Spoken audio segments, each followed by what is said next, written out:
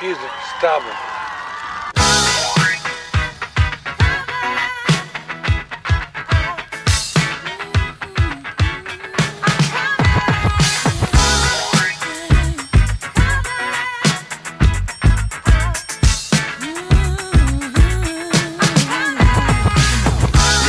Who's hot, who not?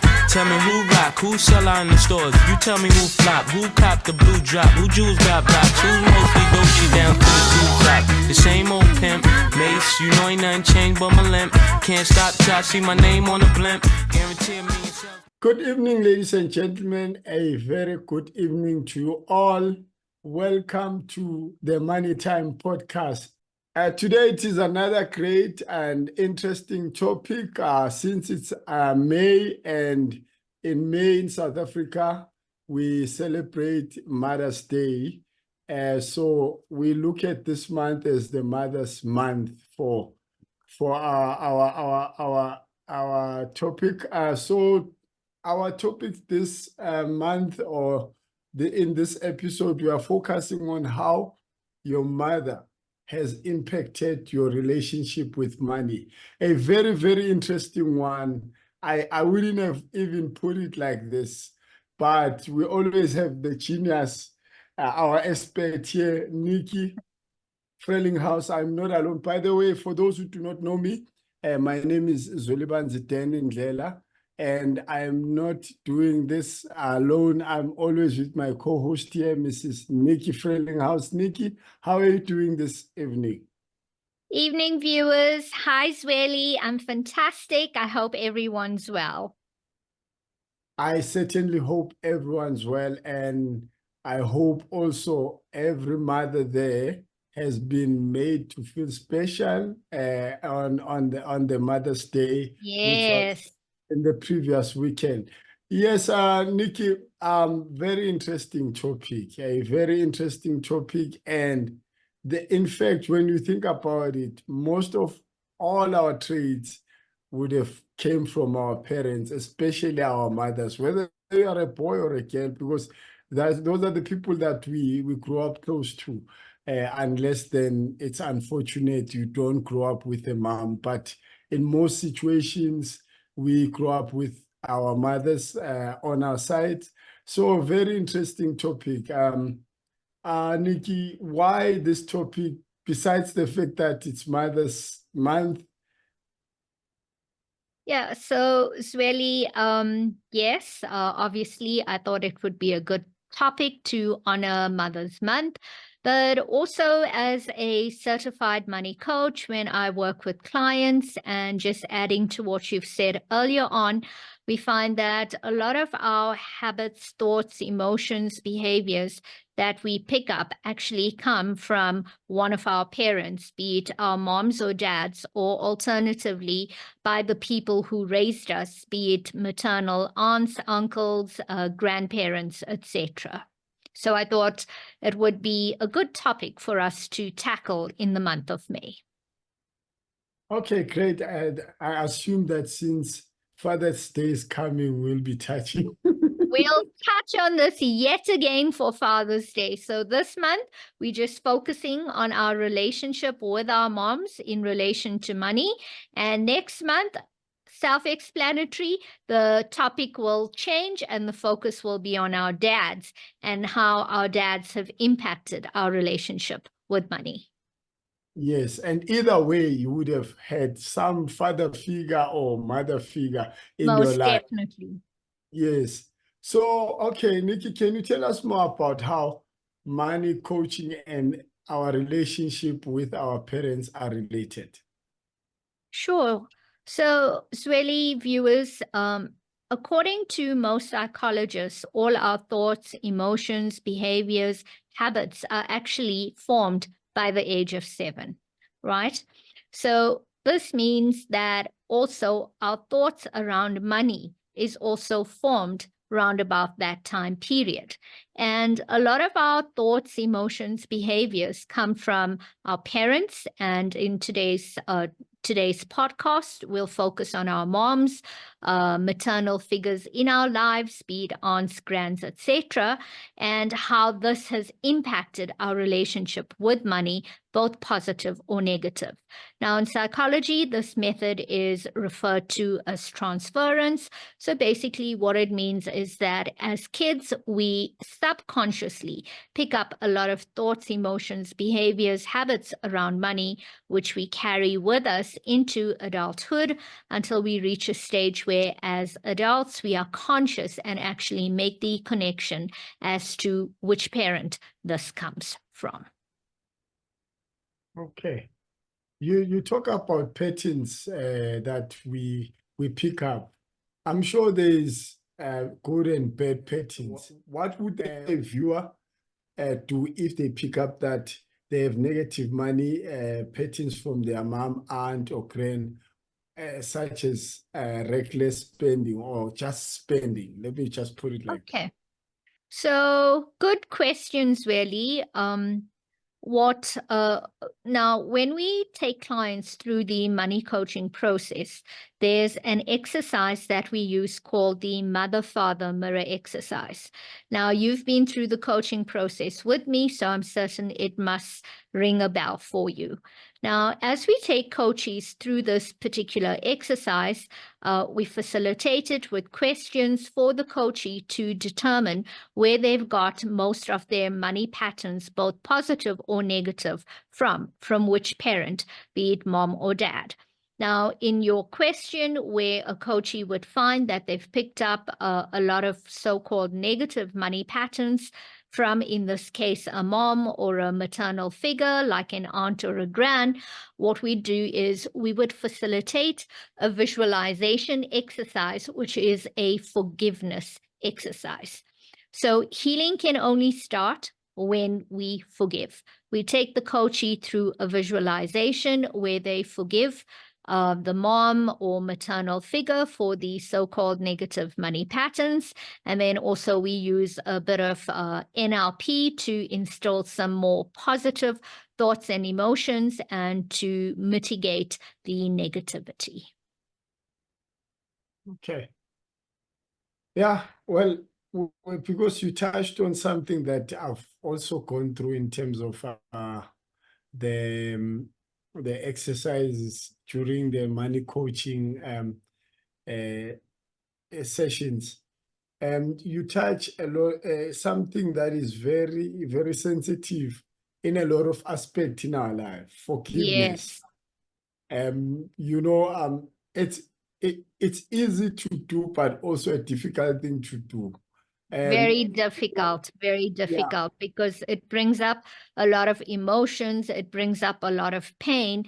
And when you're in a space of resentment, it's just not easy to do a visualization exercise and just forget about everything.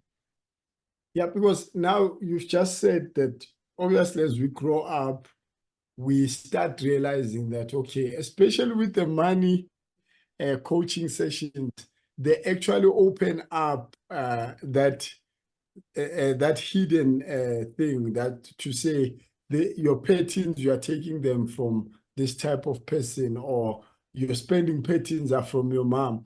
And you might start feeling that, my mom did not do justice when it comes to raising me around the issues of finance, when you realize that she probably was a spender herself, and you find yourself doing the same thing.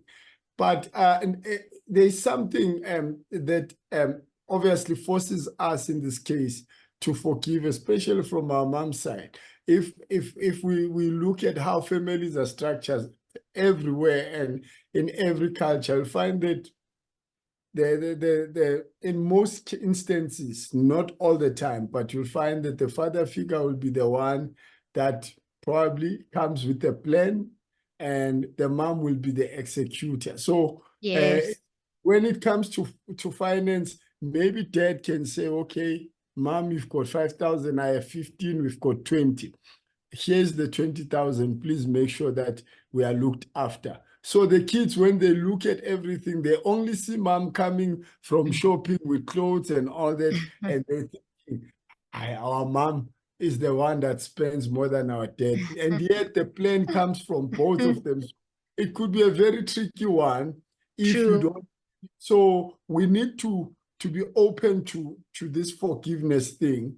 But also, I think what is important, maybe you'll get into it, it's we also need to also introspect ourselves, because as we move with times, we also learn certain things. In fact, Yes. from the age of 7, we start going to school and learning about certain things, savings and all that. It might be the opposite within the household, where you find that they're not saving a lot, they don't talk about money a lot, but at school they do touch on those topics. So we also need to encourage. That's why we always say kids at a young age can actually start watching the Man Time podcast for these things to make their own decisions. Because when I went into these sessions, Nikki, one thing I realized is that a lot of people do not have this information, and they don't get it as early as possible. So if we can start sharing such information while we're still alive, while we still can, I'm sure a lot of kids will pick up on these things early and not follow their parents' spending pattern, but follow a spending pattern that will make them better spenders or savers, or because at the end of the day, the real reason why I encouraged, and you also saw the need to do this, is because not everyone has got this information at hand. But just not to move away from that point, we need to start. Okay, yes. No, Zweli, you finish up what you're saying, and then I'll just add to it.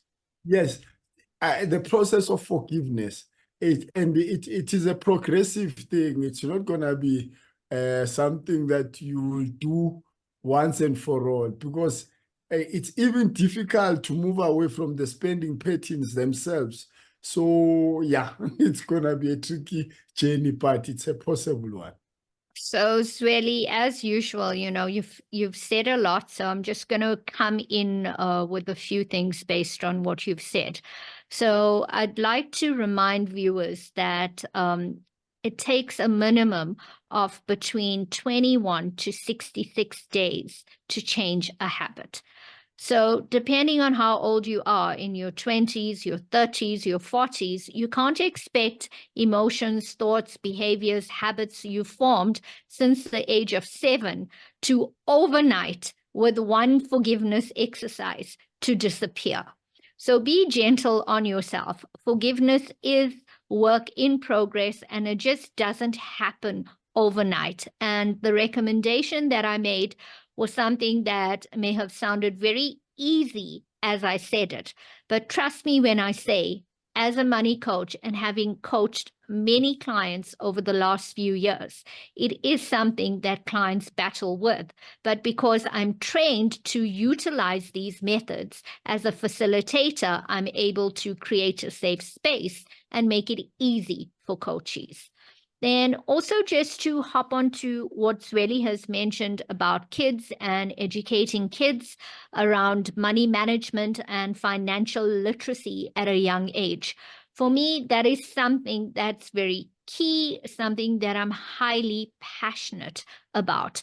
A lot of schools to this day do not offer financial literacy or money management to kids at a young age. Even from as early as grade 1, you'll find kids don't learn this. And one would think that when they go off to high school and they're learning subjects like EMS, etc., things would be different. They'd introduce some aspect of money to it, but they really don't. They do introduce concepts like business or entrepreneurship, but they don't touch on the money management or the financial literacy. So Zweli is right. If your kids are old enough or conscious enough to be able to listen to the Money Time podcast, please share with them, because if at a very young age you can instill positive money management skills within your kids, as they grow older, that will become a natural habit for them, and they'll never find themselves in a situation 20, 30 years down the line where they're heavily indebted, or they're looking at committing suicide because their finances are in such a bad way, or find themselves in very negative circumstances because of their inability to manage money. Now, thank you, Nikki. You know, a thought has just come to my mind around this issue of, encouraging kids.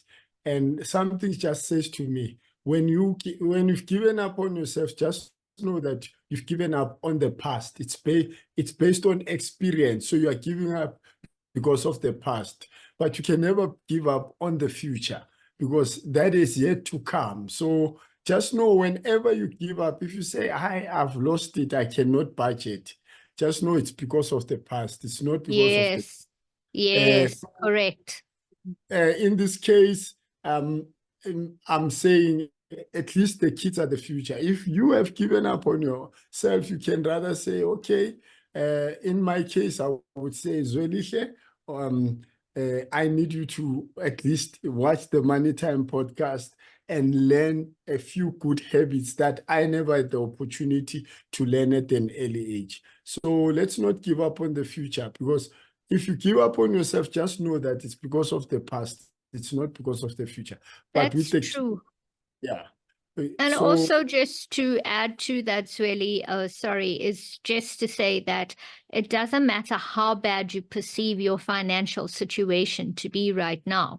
There is always help or assistance. And as I always say in many of the podcasts, debt rehab is not necessarily the solution. It may be the final solution if you've exhausted all other options, but just know that there are many other options out there, and don't lose hope. Just reach out to a professional, or you're welcome to contact us here at the Money Time podcast, and we will certainly be able to direct you to people who would be able to assist. yeah, I might have to get a bit personal here, as I always do, Nikki. Go on, Zweli, go on. That's what makes our podcast real and relatable. Okay. Yeah, are you able to share your own experience in terms of how your mom has impacted your relationship with money? Zweli, here I'm thinking you were about to share something with us, and here you ask me these questions. Okay. Maybe I can start because automatically I know that question is going to come back to It me. is certainly going to come back to you. So you decide, do you want me to respond first, or do you want to share your experiences first?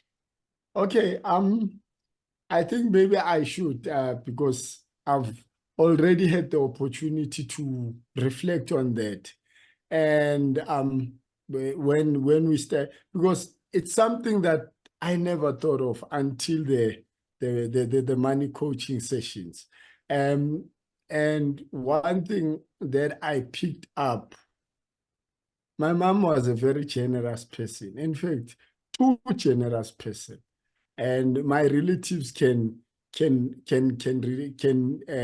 the ones to witness this.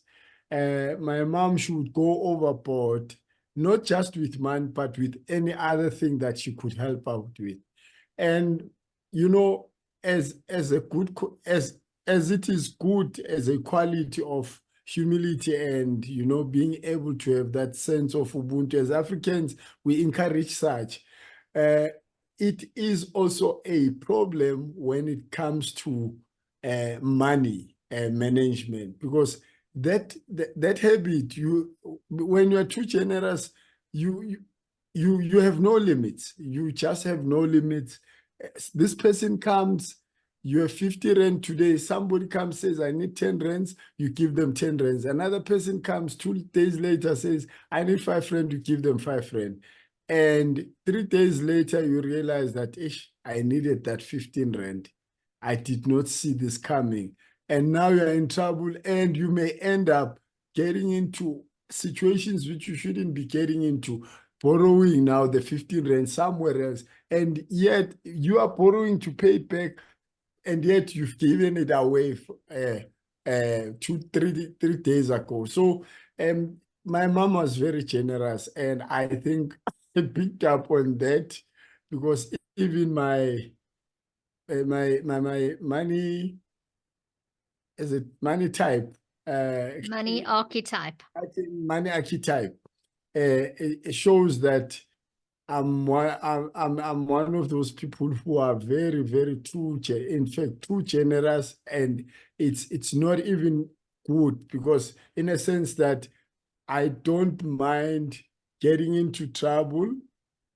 Like, it's not on purpose or deliberately, but I end up being in trouble financially after having solved other people's problems when it comes to finance. And it is a weakness that a lot of people out there might have. And we're not saying, what I like about even these sessions, Nikki, they encourage you to help, but help with, when you have something to help with, don't help without having anything.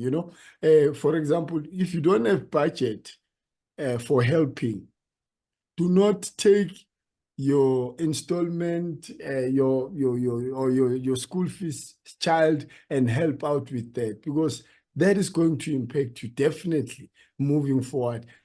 I know that people don't want to hear this, and but that's the reality of things. I also, when I probably I'm going to listen to this again, I may feel bad because I have to say it, but it's the reality that we do not want to face as people, that sometimes going overboard can actually make you end up being in trouble.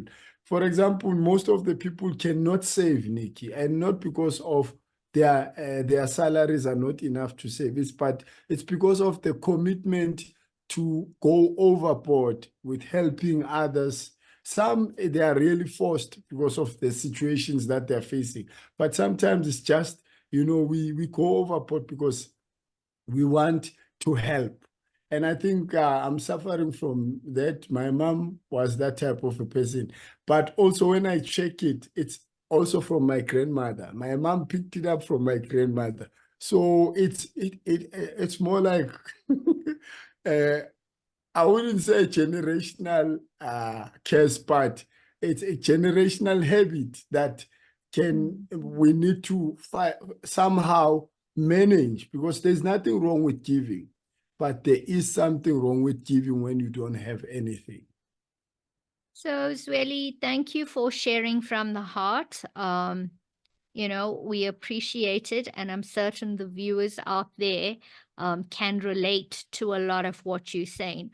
So as I hear you speak, some of the things that come to mind is one of our previous podcasts on financial boundaries and the inability to actually put up boundaries. And you've nicely given a very good example of what I spoke about earlier and what our entire topic is based on, which is the concept of transference, and how you very subconsciously as a child picked up on your mom's over generosity habit, and you carried it well into your adult life. And it's only when you and I started having the money coaching sessions that I actually brought this to your attention, utilizing the concept of the money archetypes. And then I showed you that there's a difference between being generous and being overly generous, where you're generous to the extent that you utilize monies that are supposed to be used for yourself, or in the example that you used, a child's school fees, that you are now giving to someone else at the detriment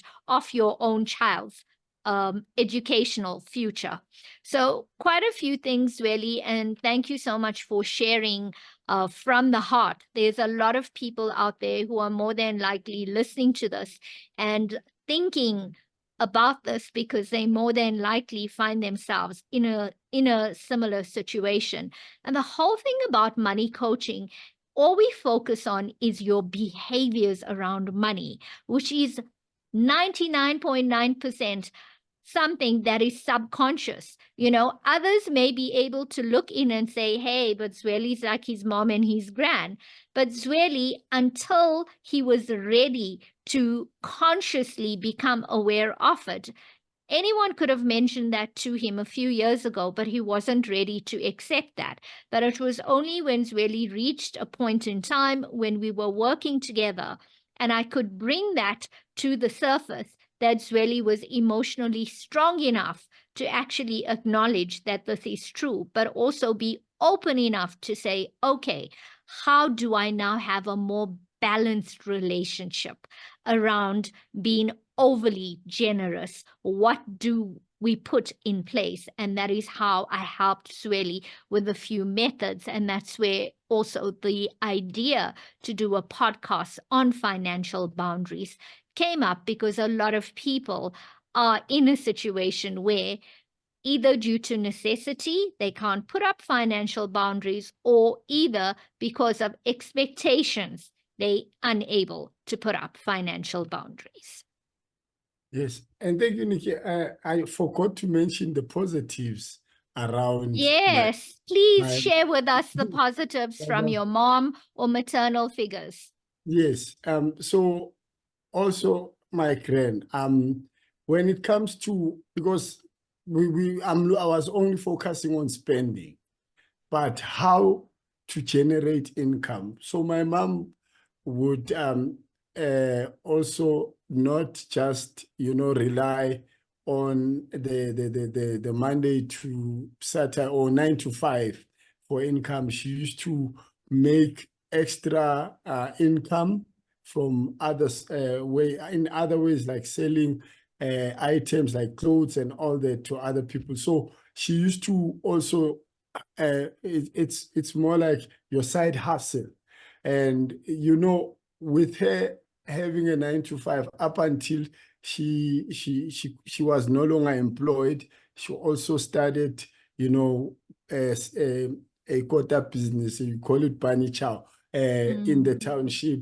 So she never wanted to just sit and wait to be helped out. She would always come up with innovative ways to try and make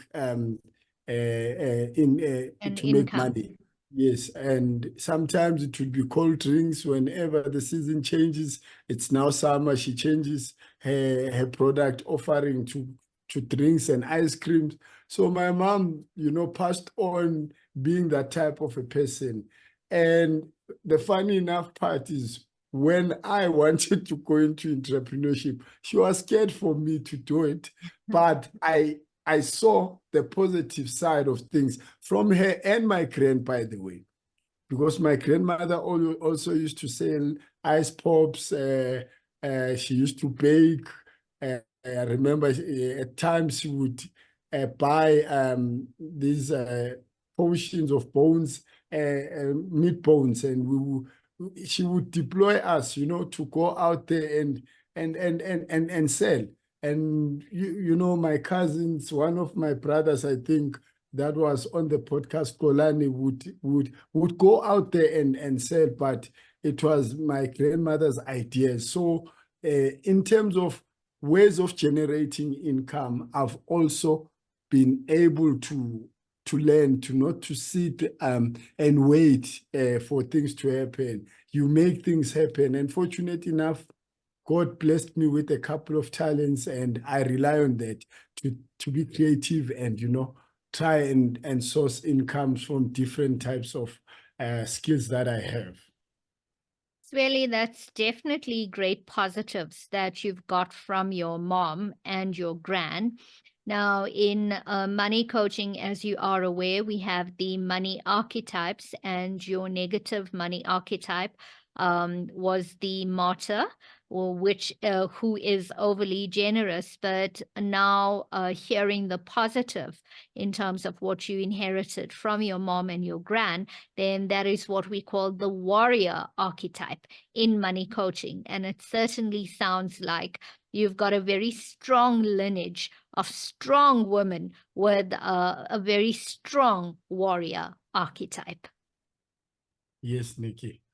Then I just realized that I didn't respond to my question in terms of the positive and negative money traits that I've got from my mom. But see, viewers, this is what happens at the Money Time podcast.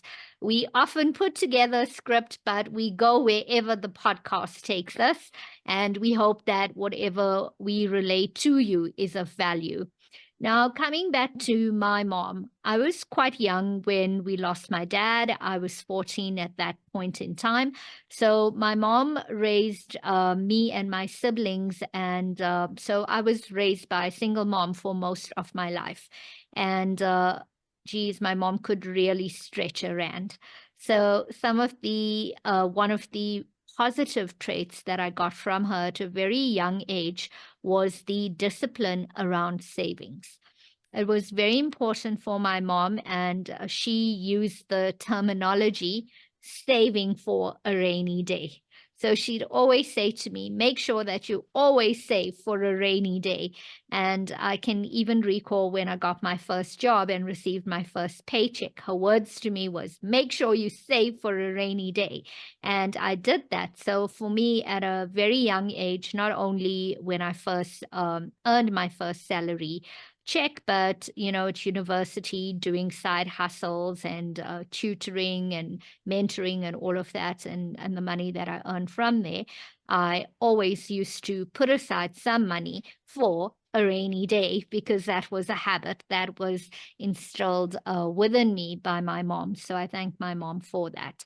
But one of the negative money traits that I picked up from my mom that I wasn't aware of until I started on the money coaching journey myself is what we call money anxiety.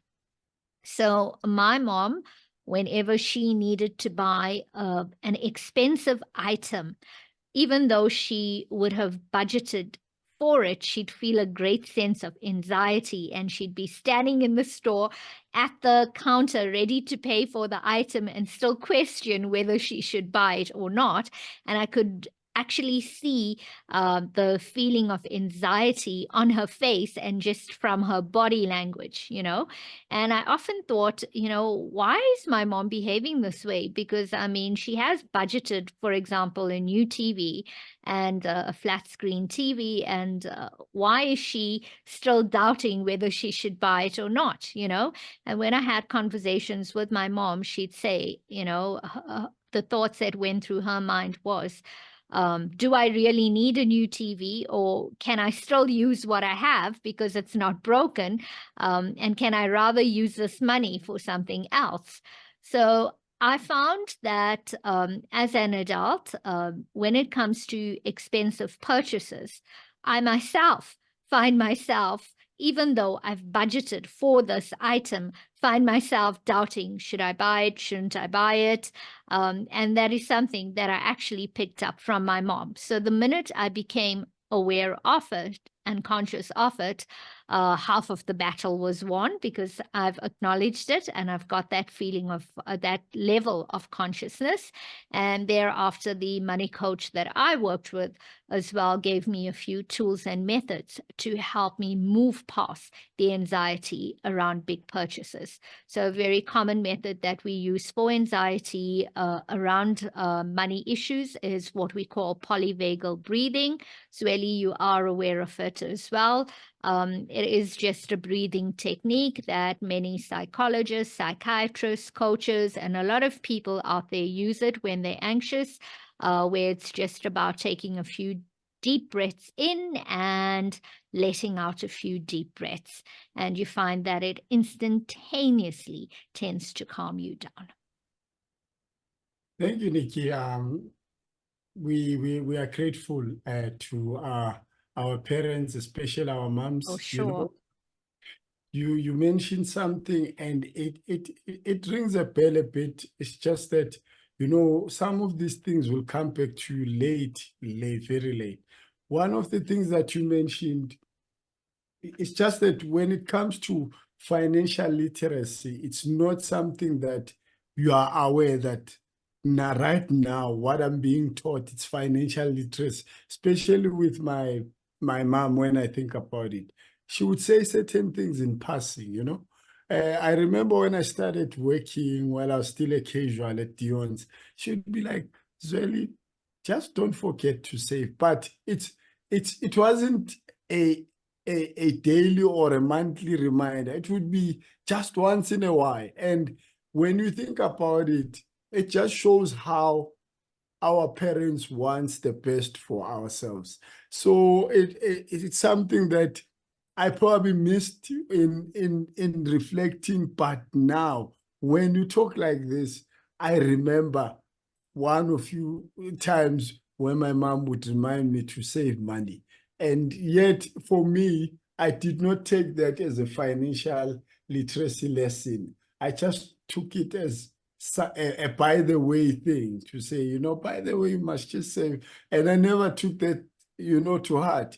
But anyways, it would have been late in my working age, probably at the age of 22, 21 there. It wasn't something from an early age, like at 7, where, you can tell that you are being taught this thing. It's a very late language, but maybe it's because of her experiences, which I'm grateful for. When her experience shows that it's important to save and you pass it on to the next generation. So she probably played a bit of Money Time podcast at that time. Really, it's interesting that you say this, because I think when we're much younger, or even in our 20s, 30s, we don't often appreciate our parents for the wisdom that they impart on us. For me personally, I feel it's only as I've been growing older and I'd say more mature, maybe that's a better word, or maybe the even better than that would be more emotionally mature, do I actually see all the golden nuggets that my mom has given me over my lifetime, which at that point in time, I wasn't conscious enough or ready to acknowledge it. But as I grow older, very much like your situation, I realized that there were words of wisdom that my mom did impart, but at that point in time, for whatever reason, I did not acknowledge it, neither did I take action based on what she had recommended to me. So, viewers, sometimes we often think that our parents are so old and we know more than they do, and they not hip, cool, lit, or whatever words you're using these days to describe your parents. Now, I'm also giving away my age when I say this. But actually, as you grow older, you'll realize that your greatest teachers are actually your parents and your grandparents and your elders. And there's a lot that you can learn from them, not only from a cultural perspective, but just from a life perspective. Very true, Nick. There's a saying that our parents would say in Zulu, they say, Kula and uzobona. So they saying grow up and you'll see. So and every time I normally see people even on their Facebook, they'll be like, we're not told this would happen when we are older. It's because they're starting to realize that there is a lot of things that they were told, but they never listened, and now they want to act as if they never knew such would happen. So yeah, it is a very good point that you are bringing up, to say that there's a lot to learn from our parents. So for those who still have their moms and their dads with them, be Grateful. wise, yeah, and be grateful. Use the time that you have with them wisely. Take notes of what they trying to teach you, because what I know is that I think all parents want the best for their children, unless, Yes. but for Yes. I would I like look at things and say I'm sure that all our parents want us to succeed. So it's a very important lesson, Nikki, that you are bringing. And there was something that as you were talking, it was just on my thoughts around our moms. And I think I just lost it a bit. I'll probably remember, but there's something very interesting that you touched on, and it triggered a thought in my mind. It's just that I can't get my thinking straight, and I don't want to start lying. There rather let me. Okay, Zweli, when it comes to you, and hopefully we still Yes, have the yes, podcast going, then you can let me know. yes. The anxiety around spending. Yes. I Well, I know this is about moms, and I don't think this one we can let it go, because if you think about it, if you've witnessed your mother returning a TV because she thinks all of a sudden it's expensive, chances are you may also suffer from such. But I was thinking about it as a business person, and I've realized that some people would do a project and expect income to come through. Say maybe you're doing a project and you're expecting R1 million to come through, and that R1 million lands into your account. Now you forget, you're thinking, yeah, now this is all mine, and yet you still have expenditures, overheads that you need to cover. And immediately you start paying maybe a 10 rand bill. It changes. It's no longer R1 million, it's 999,090 rands.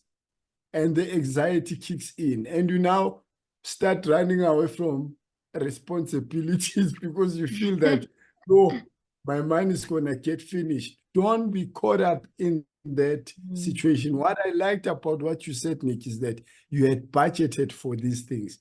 Same Yes. thing with the money that you receive. And I want us to look at it this way. You've got a salary that you're expecting on a specific date, but you also know that you've got bills that you need to pay. Try and close on those bills, because that can really, really, really disorganize your finances, because you're going to create a habit of running away from your financial responsibility, and you may survive this for six months doing it, and it will catch up with you, and you'll have a gap of 6 months to close up with a salary of a month. Zweli, you really citing some really awesome examples today. So what you touching on is a concept in money coaching that we refer to as money avoidance. And this is just one such example that you've cited where a person avoids dealing with their financial responsibilities and commitments. So thank you. It was quite a brilliant example, but also from a general perspective, as I've indicated, in terms of a negative pattern that I had inherited from my mom, because it's work in progress for me, is the anxiety around money. But it is not only maybe in personal capacity, but you also have couples who suffer from money anxiety. You have business owners who suffer from money anxiety. It is a very common money feeling and emotion, but there's also help out there and methods and tools that you can use to move past the anxiety. Yeah, I think that was all from my side. A very interesting topic. I'm sure viewers at home, you've got an opportunity to reflect on what have you picked up that is positive from your mom and what is negative. But the key word is forgive yourself, because honestly, I do not want to say let's forgive our parents, because when it comes to picking up on patterns, they never said, follow my patterns. They just acted out and we picked up on them on our own. So I know that, I think, Nikki, your sessions does somehow encourage even forgiving the role model So in this. Yeah. the parent and yourself. Mm. But I'm more about ourselves more than focusing on our parents, because some of us, for example, at the time when I discovered this, my mom was nowhere. She was not alive. So I couldn't even, Go and in, fight with her. exactly. So even if she's alive, you cannot go and fight with her. Instead, you need to maybe go and educate her about her habits. If Yes. doing it, to say, Mom, there is a way of managing these things. Please don't go overboard. Try so that she doesn't find herself in that similar situation that you find yourself in. Or maybe she probably is going through that, and you may assist her in realizing that, oh, there is a way of avoiding to be overly generous, by limiting or setting boundaries, such things. Brilliant advice, Zweli. In fact, one of my oldest clients is actually 82 years old. And it's a gentleman who heard about money coaching from his grandson, who was my client. And at the age in his 80s, actually reached out to me to ask if we could have money coaching sessions, because he realized that when he reflects back on his money relationship and story around money, he feels that there were things that he could have done better. And at that age, he was open to unpacking his entire money journey right until the age of 81, 82, and also open and receptive to tools and ways of changing his relationship to a more positive, balanced relationship with money. So what I'm trying to get at here is it actually doesn't matter how young or how old you are. Ultimately, we're all young at heart, or so we'd like to think.